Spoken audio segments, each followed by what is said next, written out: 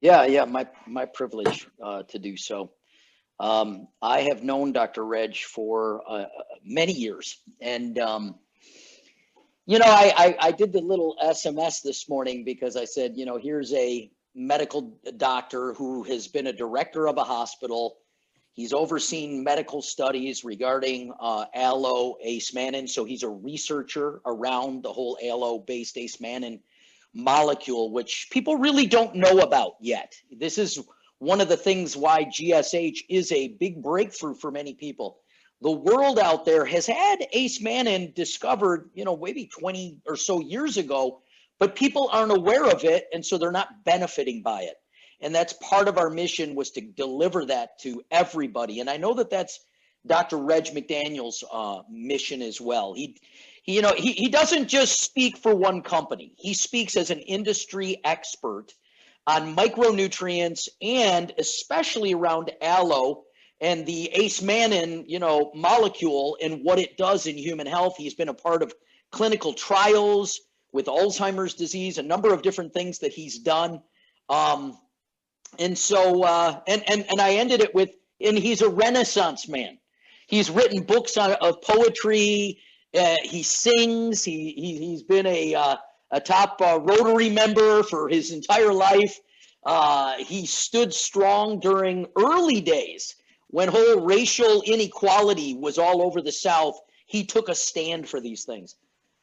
There's some stories that I guess he's not comfortable to share with us today, but he's had some sovereign divine experiences that have led him in his journey in life and have made it clear that he has a unique calling and purpose, and the creator, or that voice that knows, has set him on a path. And so that's why he's not for sale. That's why he's unstoppable. That's why he keeps bringing breakthrough, and he is such a pleasure to be with, and especially his wife, his better half, Candace, who who is involved with us lately as well. But we're so blessed to have them. And so I introduced you, my friend, but also a just a brilliant warrior, poet, author, Dr. H. Reginald McDaniel. Did you hear me? We can hear you, Dr. Reg, yes. Very good. I'm going to turn the phone off. No, if you turn your phone off, you won't be able to hear us. Well, I hear you on my computer now. Oh, okay. Well, that's perfect. good. If you could turn your phone off. I don't know why, but modern technology is not one of my strong points. Well, welcome, Dr. Reg. Welcome. Dr. Reg, when we were in Dallas, you talked a lot about homeostasis in your presentation. How important is that? I know we can't talk about sickness and disease, but you do such a great job about talking about homeostasis. What is that, and why is that important? Well, let us first say, even George mentioned some disease entities. We do not, with more comprehensive nutrition, treat, cure, mitigate, or improve abnormal conditions. Unfortunately, in the United States and in Europe under Codex and the FDA here, it is against the government laws to use anything but a government-approved pharmaceutical to treat, cure, mitigate, or improve nutrition.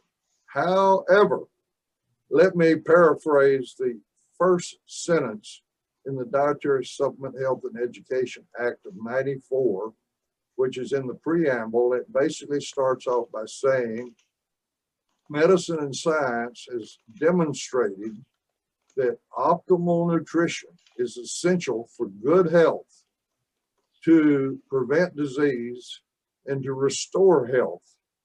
What more would you want from something that is safe, effective because it supports the engineering and design of life, as is coded in the genes that control cellular synthesis of bioactive molecules that conduct the biochemistry and the physiology of life.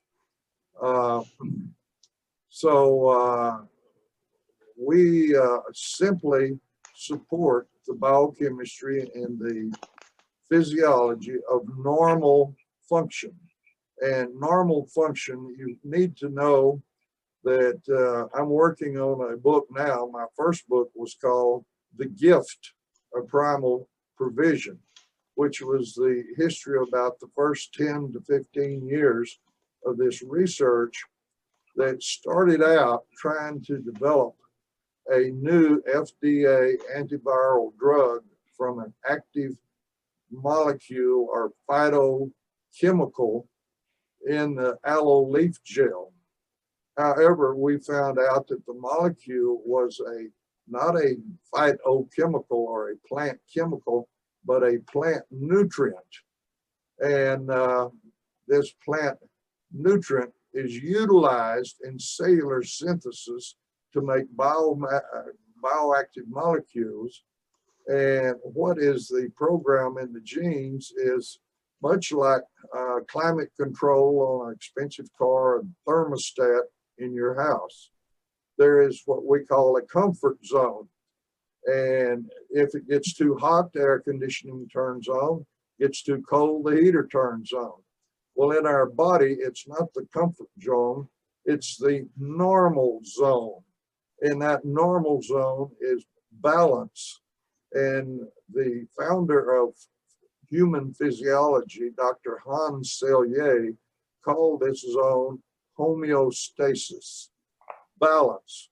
And we're talking about balance biochemically and physiology in every system. The pulmonary system for moving oxygen in and carbon dioxide out. The renal system for our kidneys to conserve water when we need to conserve water in our serum, or to increase the flow of urine if we've got too much urine. That's how the genes are set for this normal zone or homeostasis. I hope that answers your questions, but just to give you some words without some context of what homeostasis came about and means, it's talking about how the genes are set to either increase or decrease. And the important point is it takes nutrients to run the cascade to increase an activity in biochemistry, but it also takes nutrients to bring it down to reduce it, the activity.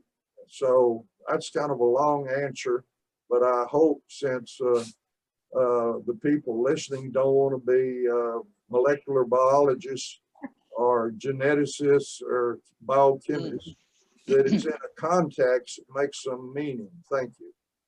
Thank you, Dr. Reg. I think in the meeting in Dallas, it was a new concept for me, was that nutrition, these types of products, bring your body back into that homeostasis so it has the ability to heal itself. Absolutely. And that's why Provision GSH is so important. Yes, and in the questions you sent me, there are at least 2 major chemistries for seeking homeostasis. The first one, the founder of the company, George Renninger, and I were together in, and it has to do with the active ingredient from aloe, which back in the late 1980s, early 1900s, at Carrington Laboratory, we found out, and let me start by giving some history. Alexander the Great from Greece, when Greece ruled the Mediterranean region up into northern India, all the known universe at that time, Alexander the Great in his war train had wagons of aloe plants in large containers growing. Because if you'll stop back and think, at that time, bows and arrows, swords, spears, so there were a lot of wounds, and they used the gel from the aloe plant for these wounds. Wow. But that's not the end of it.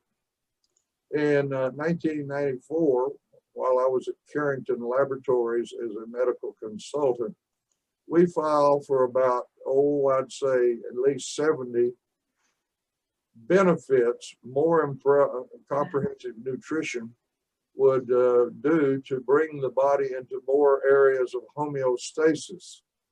And lo and behold, from Texas A&M, one of the academics down there sent to me a translation from the 2nd century AD from Rome, from Pliny the Elder, who was a physician that wrote an essay in Latin. And lo and behold, about 30 of our claims in the patent were described by Pliny the Elder by taking the active ingredient from aloe plant orally. And that will make you not only honest, but it's kind of, you think you've really found something. And as I've frequently said, that all these years, and actually in August, it'll be 36 years for me that I've been focused on this, I have felt like I was climbing a mountain of black ignorance. But every time I thought we had found, or I had recognized with our research group, something new and different, before I could get out on the ledge and proclaim how smart and clever and intelligent we were, I would see somebody else's name etched deeply into the rock of the mountain, that somebody had been there before and recognized what we were talking about. So what we are talking about is not something new. If there's anything human beings have a problem with, is a new idea. We're comfortable with doing things the way we've done for past.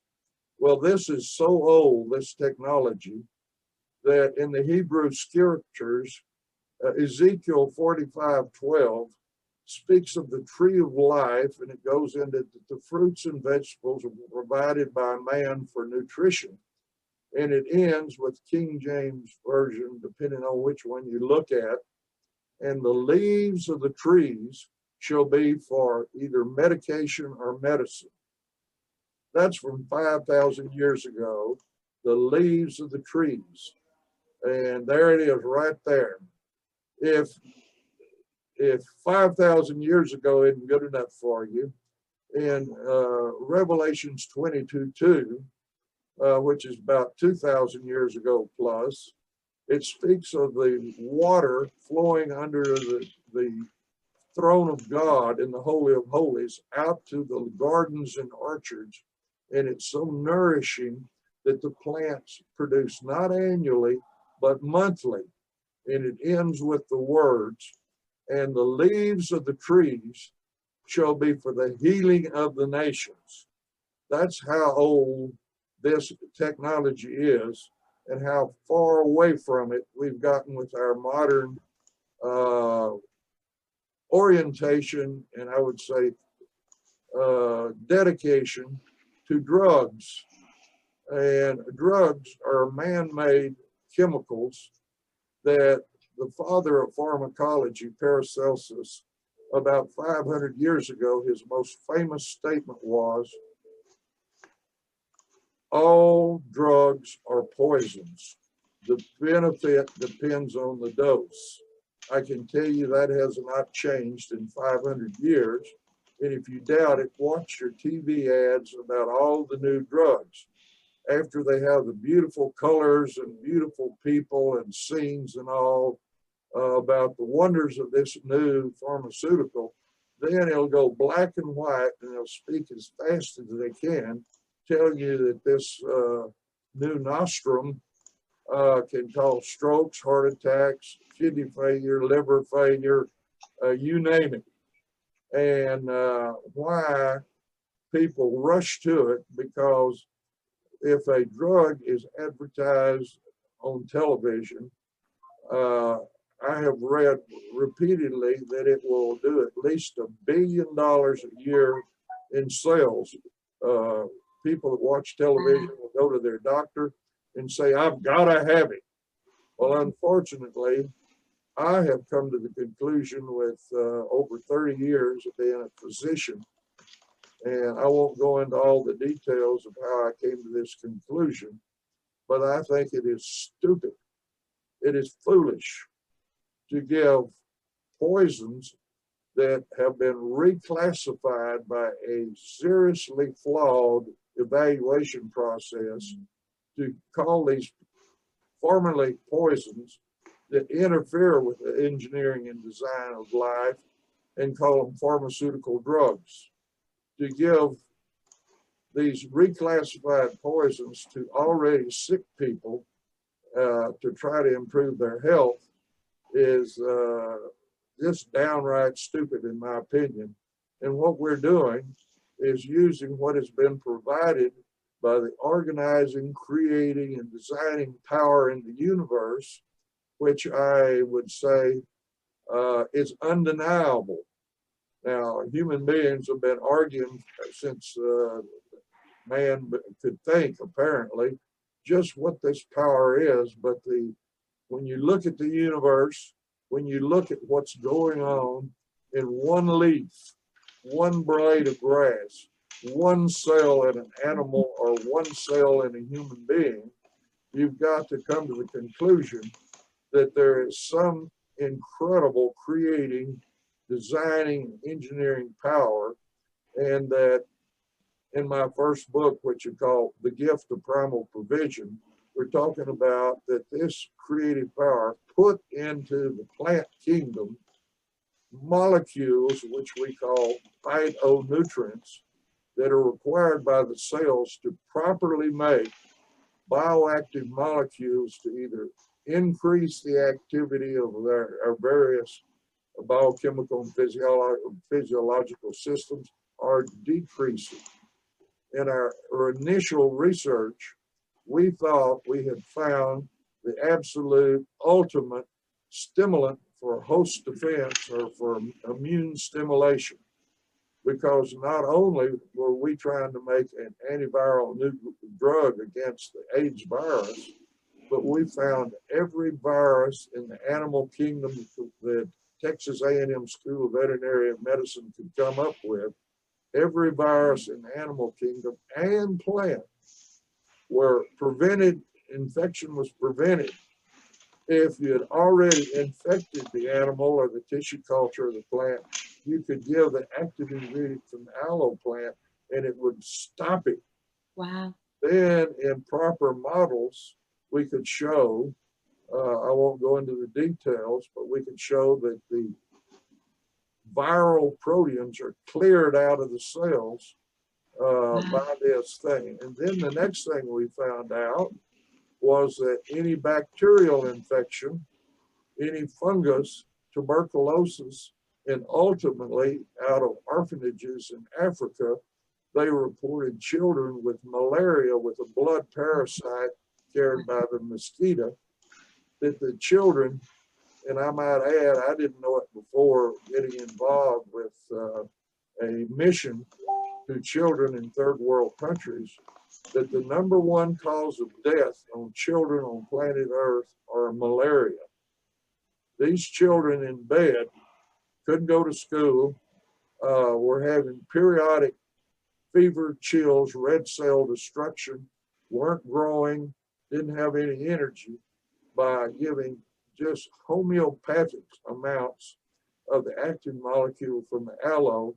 They quit having fever, chills, red cell destruction, started gaining weight, getting strength, went back to school, and they reported to us they excelled in athletics. Wow. Now, I left the screen for a little while to go into another room and point out something that I'm going to show you here that was done at Texas A&M. And the important thing is synergism. The aloe chemistry combined with the effort to increase intracellular glutathione, there is synergism. And what this is at Texas A&M, they took liver cells, which you see right here, and they have a means to show different substances, and I don't think you can pick it up too well, but the glutathione is sort of a blue cloud inside the cell. And the chemistry for producing glutathione that is in GSH right here was not added. All it was normal nutrients. Now, what we have on the graph is the computer that was hooked to this super microscope. This blue right here is, and over here is the amount of glutathione produced.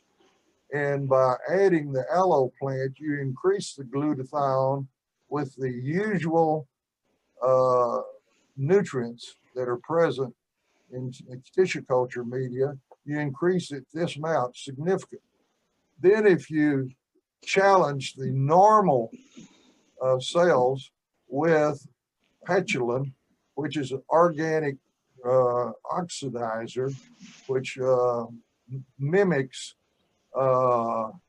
exercise to the point of fatigue or giving chemotherapeutic agents, you wipe out the level of glutathione in the cells. However, if you have added the aloe active ingredient, you still retain about half of it. So this is the reason that athletes and even people being treated with chemotherapy that this wipes them out. This glutathione, which is so important for homeostasis within inside the cell, for oxidation and reduction balance, the biochemistry inside the cell, or the intracellular environment, glutathione produces about 60% of the capacity of cells under gene activity to keep homeostasis inside the cell. So when you add the chemistry that is in GSH, this goes even higher, because in the American diet, we have very little of a very special amino acid that has a sulfur attached to it, or sulfhydryl group. And it's why you read about cruciferous vegetables being so healthy. Well, cruciferous vegetables like broccoli, cauliflower, turnips, radishes, these are okay, that's even better view of what I was trying to show you. That they have that's what gives the bite to the cruciferous vegetables, and why kids absolutely, you cannot get them to eat it. However, in this dietary supplement, you can get it into them, and it brings the internal environment of the cells of the body to a new level of protection, of ability to recover from insult, and to restore good health. We do not treat, cure, or mitigate disease. All we do is support, as shown in this graph, the biochemistry, normal biochemistry, not abnormal biochemistry. We're supporting the information that is coded in the genes that control cellular synthesis. So I hope that this kind of explains how we get synergism by the two major chemistries that are in here. Now, there are other products in here, you see, because the cells not only require cysteine, the amino acid that has a sulfhydryl group, to make glutathione, and George has found a company in, I think, Japan, that makes a special glutathione that is not destroyed by the stomach acids and enzymes, because for a number of years, there was a lot of research saying you can't give glutathione and expect it to get to the cells, because the body will destroy it. But all these other molecules are required in the genes to hook them together. If you've followed my original story of getting involved in this technology, I was an extern for Dow Chemical Company 2 times in the summer. And the significance of that was I was able to learn information at that time that was not in textbooks, because at Freeport, Texas, at the Beasley Research Center, we were taking gases and liquids, and with high pressure, high temperature, catalysts, and rare earth metals, making different kind of plastics with different characteristics. What do I mean? Plastics that are rigid to make bowls, and even cases for batteries on trucks. We were also making plastics that you put your little sack in when you get your groceries, or in the kitchen, the clear plastic that you put over the top of bowls and things to keep them from drying out in the refrigerator. That is a wide range of what we could do with polymerization, or hooking together of different molecules. Well, the cells of our body take amino acids in chains, fatty acids, carbohydrates as the monosaccharides or sugars, and then elements and vitamins, and then molecules from the plants, and hook them together to make bioactive molecules that either increase or decrease the environment balance within cells. And when we're in balance or homeostasis, we are in good health, and it fulfills what the original statement to the Dietary Supplement and Education Act of '94 states. Now, for a extended period of time, I thought that that really released us to inform people of the power that is embedded in nutrition, more comprehensive nutrition.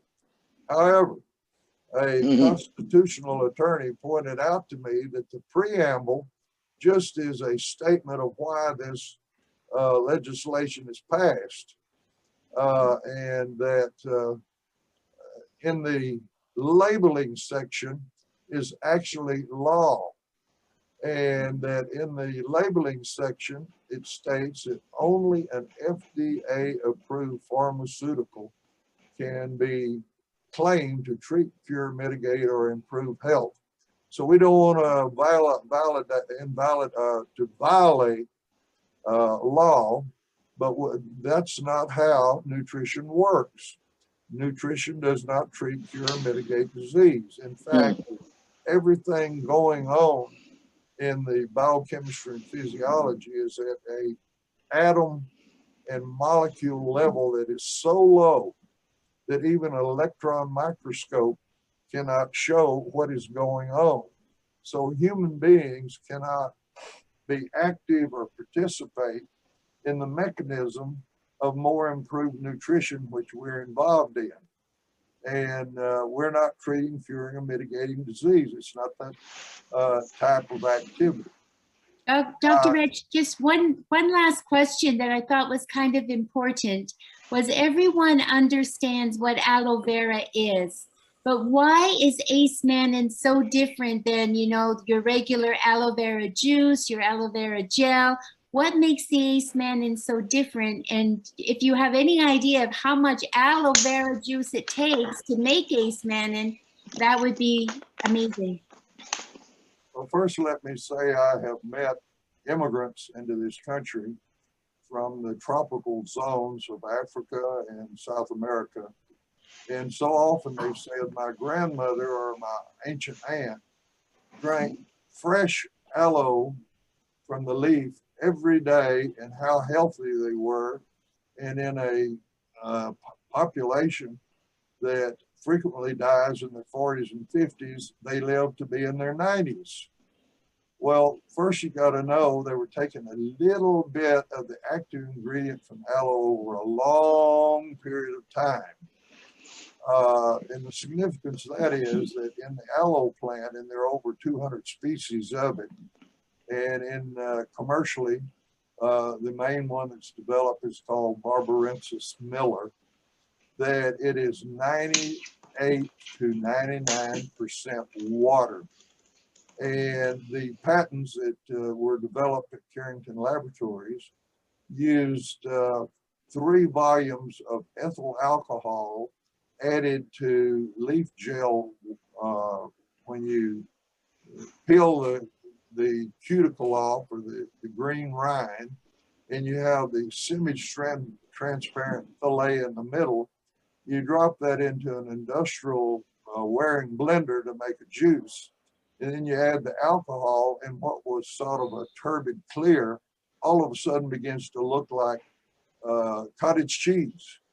Well, it precipitates the solids in this liquid that is 98, 99% water.